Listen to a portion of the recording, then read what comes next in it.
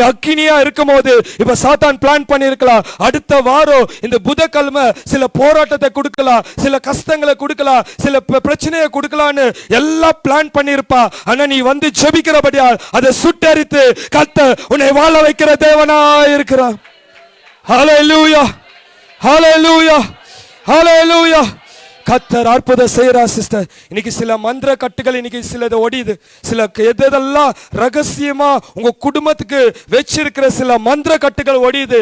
சில பொம்மை மூலியமா வைத்து உன்னுடைய சரீரத்தை ஒன்னும் இல்லாத பண்ணணும். உன் சரீரம் சில வயிற்றுல குத்தி சில காலில் குத்தி உனக்கு அப்படின்னா சில பலவீனத்தை கொடுக்கணும்னு எந்தெந்த மந்திரங்கள் உனக்கு விரோதமா ரகசியமா செய்யப்படுகிறதோ கர்த்தர் அக்கினி அனுப்பி அதை சுட்டரிக்கிறார். ஹல்லேலூயா. எதிர்பார் விசுவாசிக்கிறேன். இந்த 3 நாள் அதுதான் நடக்குது.